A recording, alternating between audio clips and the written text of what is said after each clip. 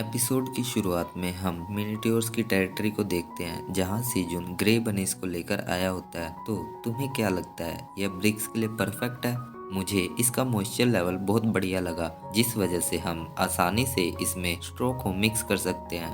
तभी Woakes king सीजुन से पूछता है कि तुम्हें क्ले की क्या जरूरत है, हम मिनिट्योर्स इन्हें खाते हैं। ओक्स किंग, मुझे तुमसे एक और डील करनी है। स्क्वीमी हमें इस क्ले से ब्रिक्स बनाना सिखाएगा। यदि तुम ब्रिक्स बना पाए और इन्हें हमें डिस्ट्रीब्यूट करोगे तो मैं तुम्हें इनके बदले ग्रीन लीव्स पे करूंगा। जिस पर ओक्स किंग रेडी हो जाता है और अपने सोल्जर्स को क्ले को खाने से मना कर देता है। इसे मत खाओ, हम ब्रिक्स की शॉर्टेज नहीं चाहते।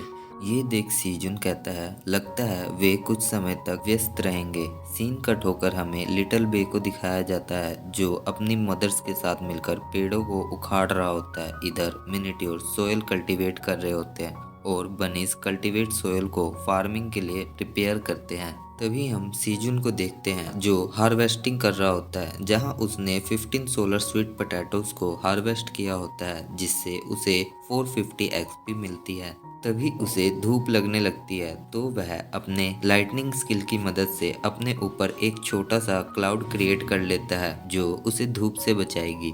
इतने में टियो भी वहां आ जाता है।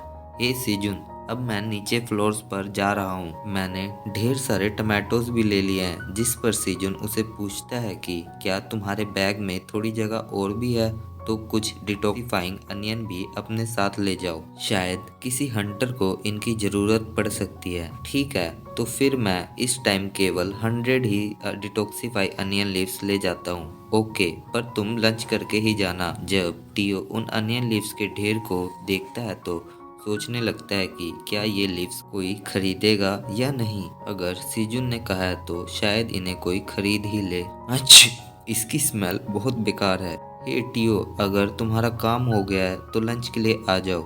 जिससे टियो जल्दी जल्दी स्वीट पोटैटोज को भी अनजाने में रख लेता है और उनके पास खाने को चला जाता है। सीन कट होकर हमें 67th फ्लोर का दिखाया जाता है जहां एक लिजर्ड मैन ने फ्रॉग का शिकार किया होता है। जब वह उस फ्रॉग के पास आता है तो एक लाल टिड्डा, जिसे मानवा में रेड लोकस्टक बताया गया है, उस फ्रॉग को खाने लगता है, जिसको वो लिजर्ड मैन पकड़कर खा जाता है। तभी उसे और टिड्डों की आवाज आने लगती है। जब वह अपनी दूसरी साइड देखता है तो हैरान होता है क्योंकि वहां उसे लाखों करोड़ों की संख्या में टिड्डे होते हैं जो उस पर अटैक कर देते हैं और उसे सफाचट कर देते हैं। इधर हम आइलिन को देखते हैं जो बार बार नोटिफिकेशन आने की आवाज सुनकर जाग जाती है और जब वह उठकर मैजिकल बॉल पर टैप करती है तो उसे 1000 अनरीड नोटिफिकेशन आए होते हैं, जहां 5 बिलियन रेड लोकस्ट ने 67th फ्लोर पर घुसपैठ की होती है। इससे आइलिन घबरा जाती है, इतने सारे, और तो और they are outside from the tower. तभी उसे याद आता है कि कुछ सेंचुरी पहले ही इन झिंगुरों के अटैक से आइलिन के फादर ने टावर की सेफ्टी की थी, लेकिन फिर भी वे 55th फ्लोर को कोलैप्स होने से बचा नहीं पाए। तभी आइलिन अपना कम्युनिकेशन चैनल कनेक्ट करने की कोशिश करती है, जिसमें वो नाकाम रहती है। इधर रेड लोकस्ट 67th फ्लोर को डिस्ट्रॉय करना शुरू कर देते हैं। 0.01% has been destroyed. 0.02% of 67th floor is destroyed. ये सब देख आइलिन परेशान हो जाती है। ओह माय गॉड, अब मैं क्या करूं? इधर सीन कट हो हमें सीजुन का दिखाया जाता है जो फिश फ्राई कर रहा होता है। तभी सिकल बनी उसे चॉप्ड किए हुए पोटैटोज और स्वीट पोटैटोज लाकर देता है। सीजुन उन चॉप्ड पोटैटोज को लेकर फ्राइड करने जा रहा होता है।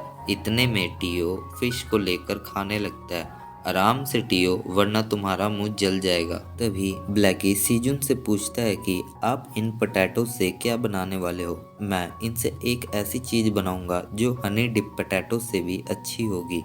जिसके बाद वह उन्हें उसी फिश ऑयल में फ्राई करता है और उसमें हनी मिक्स कर देता है, जिससे सीजुन की dish Honey guessed sweet potato तैयार हो जाती है, जो रेसिपी सीजुन की कुकिंग स्किल में नोट हो जाती है। तभी हमें पता चलता है कि यह भी टावर की फॉरगेटन डिश होती है। इस डिश के तैयार होने के बाद सीजुन टियो के लिए एक फिश को भी फ्राई करता है, जिसके तैयार होने के बाद सीजुन सोचता है कि लगता है फ्राइड फिश फुल रेसिपी में काउंट नहीं होती। इसलिए यह कुकिंग स्किल में नोट नहीं हुआ। चलो जो भी है, अब खाने की बारी है, जहां हम देखते हैं सभी एक साथ बैठकर खाना खाते हैं, जो इतना टेस्टी होता है कि एक ही बार में सफाचट हो जाता है। ओह टियो, तो अब तुम 38th फ्लोर पर जाओगे? हाँ सीजुन, मैं निकलने ही वाला हूँ। सिल्वर वॉल्स, चलो अब हम चलते हैं। तभी टियो सीजुन से उसके पीछे रखे खाने के बारे में पूछता है। आखिर तुम इनका क्या करोगे? ये तो मैंने आइलिन के लिए रखा है, पर वो कोई रिस्पॉन्ड ही नहीं कर रही है। शायद वो अभी भी सो रही होगी। इधर हम आइलिन को देखते हैं, जो अपने फादर से कनेक्ट ना होने के कारण परेशान होती है। मुझे नहीं पता कि अब मैं क्या करूं। यहाँ हमें पता चलता है कि 67th फ्लोर का 10% रेड लोकटस ने डिस्ट्रॉय कर दिया है। सीन कट होकर हमें सेंट्रल कंट्रोल सेंटर का दिखाया जाता है, जहाँ बहुत से एसोसिएशन के लीडर मीटिंग कर रहे होते हैं। मैसन फोक्स, जो पैडलर एसोसिएशन से होती है, वहीं हैमिबल टाइगर मर्चेंट्री एसोसिएशन से, और आयोना हैमस्टर विजार्ड एसोसिएशन से होती है। और तो और एजेंट जेरेस भी यहाँ आई होती है, जो टावर के 3 सबसे बड़े फैक्शन के लीडर्स को देखकर हैरान होती है। आखिर ये मीटिंग अचानक ही क्यों हो रही है? लगता है कोई ज्यादा ही सीरियस बात है। तभी फोक्स बताता है कि जैसा कि आपको पता है कि 67th फ्लोर पर कुछ दिन पहले ही रेड लॉकर्स को देखा गया था, और जहां तक अभी मुझे खबर मिली है, 67th फ्लोर के 2/3 पार्ट पर उन झिंगूरों ने कब्जा कर लिया है। हमारे लिजर्ड मैन उन्हें रोकने और वे पॉइंट को प्रोटेक्ट करने की पूरी कोशिश कर रहे हैं, लेकिन इसमें उनको बहुत स्ट्रगल करना पड़ रहा है। तभी हैनिबल द टाइगर पूछता है कि क्या पाथवे अंडर कंट्रोल है या नहीं? आखिर उन रेड लॉकर्स का अदर फ्लोर्स तक जाने के कितने % चांसेस है? क्या बकवास कर रहे हो? क्या तुम्हें नहीं पता कि वे सभी आउटसाइडर है और पाथवे का यूज केवल टावर के क्रिएचर्स ही कर सकते हैं? पाथवे पूरी तरह से सेफ है, लेकिन अगर वो झिंगूर वेपॉन्स तक पहुंच गए तो हो सकता है कि वे अदर फ्लोर्स तक आसानी से पहुंच सकते हैं। तो क्या इसका मतलब उनका अगला टारगेट 68 और उसके बाद 69th फ्लोर है? ये सुन बाकी सभी हैरान होते हैं। पर 69th फ्लोर पर तो रिजर्ट किंगडम का ड्रैगन फार्म है, जो टावर का सबसे फर्टाइल एरिया है। इस हिसाब से तो हमें फूड शॉर्टेज का भी खतरा है। तभी मैसन फोक्स बताता है कि हमें एक और बात नहीं भूलनी चाहिए। क्या? आखिर कौन सी बात? मुझे पता है कि आप सबको रिबन किंगडम के तबाह होने का याद होगा, जिसकी वजह से पूरे टावर में अभी तक फूड शॉर्टेज लगी रहती है। जो सुन आयोना बताती है कि भले ही हमने अभी कई फ्लोर्स पर फर्टाइल एरियाज को बढ़ा दिया है, लेकिन उस टाइम रिबन किंगडम अकेला ही आधे से ज्यादा टावर को फूड सप्लाई करता था। जो किंगडम इन रेड लोकर्स के अटैक के कारण कोलैप्स हो गया, जिसका फायदा उस पिग ने उठाया और वहां के लैंड्स पर अपना कब्जा जमा लिया। जिस पर फोक्स बताता है कि नहीं, ऐसा नहीं है। ग्रीड एक अच्छा लैंडलॉर्ड है, आखिर उसी ने तो तबाह हुए किंगडम के फार्म लैंड को रिबिल्ड किया है। क्या? Good landlord? हाँ, उसने बनिस को स्लेव बनाया और अब फूड डिस्ट्रीब्यूशन चैनल पर अपना एकाधिकार करने की कोशिश कर रहा है। तुम उसे अच्छा लैंडलॉर्ड कैसे कह सकते हो? ये सुनकर हैनिबल टाइगर गुस्सा हो जाता है। दैट्स इनफ आयोना, शांत हो जाओ हैनिबल। तभी बाकी सभी ब्लैक ड्रैगन के बारे में बात करने लगते हैं। आखिर ब्लैक ड्रैगन का क्या? क्या वह हमें प्रोटेक्ट नहीं करेंगे? सही कहा, वो हमें बचा लेंगे। ये सब देख आयोना आगे आती है और बताती है कि इन रेड लोकर्स का अटैक 100 या 200 एगो पहले हुआ था। वो तो शुक्र है हमारे ग्रेट ब्लैक ड्रैगन का, जिन्होंने हमें इनके अटैक से बचा लिया। पर फिर भी पिछली बार जब लोकस्ट का अटैक हुआ, तब ब्लैक ड्रैगन किसी कारणवश लेट रिस्पॉन्ड किया और किंगडम के आधे से ज्यादा लोगों के मारे जाने के बाद ही हालात सुधरे थे। सभी फार्म नष्ट हो गए, जिसके कारण पूरे टावर्स को फूड शॉर्टेज का सामना करना पड़ा।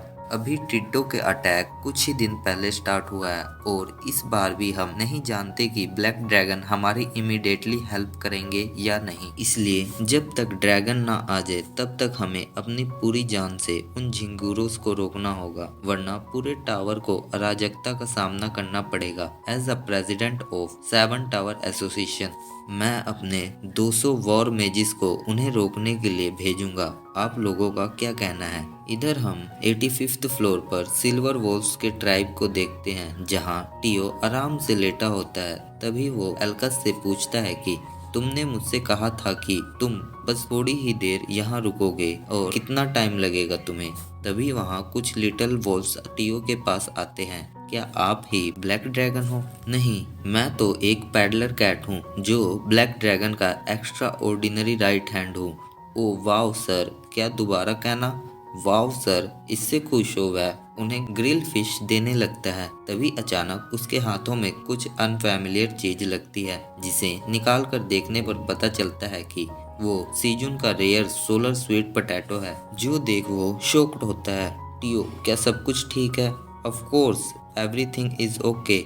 चलो अब हमें चलना चाहिए, मुझे बहुत काम है। तो ठीक है, मैं आपको फुल स्पीड में जल्दी से वहां पहुंचा दूंगा, टाइट से पकड़ना। इधर टियो तो बेचारा उन स्वीट पोटैटोज के बारे में सोच रहा होता है। शायद ये उन डिटॉक्सिफाइंग ऑनियंस के साथ आ गए होंगे। मुझे इनसे जल्दी छुटकारा पाना होगा, नहीं तो सीजुन को पता चला तो वो मुझे छोड़ेगा नहीं। तभी वो एल्का की स्पीड की वजह से कुछ ही समय में 38th फ्लोर पर पहुंच जाते हैं। इधर हमें सीजुन को दिखाया जाता है, जो उन्हीं सोलर स्वीट पोटैटोज को ढूंढ रहा होता है। ओ नहीं, आखिर वो गए कहाँ? मैंने उन्हें डिटॉक्सिफाई अनियन के साथ ही हार्वेस्ट किया था। कहाँ हैं? कहाँ हैं? एक मिनट, कहीं टियो तो उन्हें अपने साथ नहीं ले गया? शुक्र है कि मैंने उन सोलर पोटैटोज की हार्वेस्ट करने के बाद ही उनके स्टीम्स को प्लांट कर दिया था, पर मैं उन्हें खाना चाहता था। टियो, जब तुम वापस आओगे तब मैं तुम्हें अच्छा सबक सिखाऊंगा।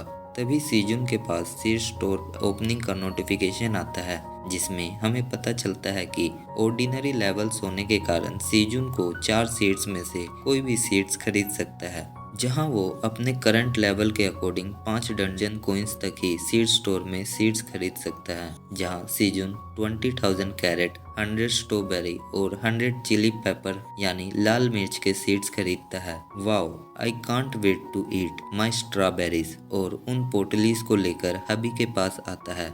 ये देखो, मैंने और भी कैरेट सीड्स खरीदे हैं, क्या तुम मेरे साथ मिलकर इन्हें प्लांट करोगे? जिस पर वह मान जाता है। सीन कट होता है और हमें डंजन के बाहर सियोल सिटी को दिखाया जाता है, जहां डोनशिक के मास्टर टाइजुन हान बालकनी पर खड़े होकर ताजी हवा खा रहे होते हैं। हे शियोंग, क्या तुम्हें ये ताजी हवा खाकर मजा नहीं आ रहा? तभी शियोंग, जो मास्टर टाइजुन का अप्रेंटिस है, बोलता है, आपको ऐसे बाहर नहीं रहना चाहिए। आपको नहीं पता कि आपका कर्ज कब आप पर हावी हो जाएगा। प्लीज अंदर चलकर आराम कीजिए। हे, क्या मैं थोड़ी देर ताजी हवा भी नहीं खा सकता? नहीं, ये आपकी सेफ्टी से ज्यादा जरूरी नहीं है। मेरे ख्याल से उस पैडलर कैट के साथ दोबारा डील करने का टाइम हो गया है। क्या डोनशिक अभी भी 38th फ्लोर पर ही है?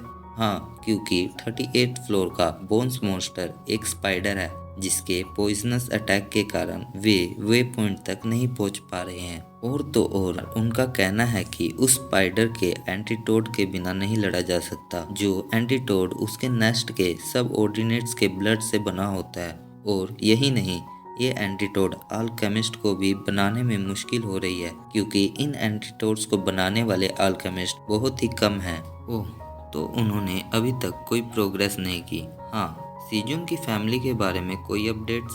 सीजुन की फैमिली को हमने हनान में रिलोकेट कर दिया है। उन तीनों का डेली रूटीन बहुत ही प्रेडिक्टेबल है, जिससे हम उन पर आसानी से नज़र बनाए हुए हैं। सिडोल, जो सीजुन का भाई है, उसे रिसेंटली अब्रॉड एसोसिएशन के रिप्रेजेंटेटिव ने कांटेक्ट कर लुभाने की कोशिश की, लेकिन उन्होंने मना कर दिया। जो सुन टाइजुन हंसने लगता है, जिससे उसको खांसी होने लगती है। क्या आप ठीक है सर? हाँ, मैं ठीक हूँ। और एक टमाटोज निकाल कर खाने लगता है। क्या ये वही मैजिक चेरी टमाटोज है?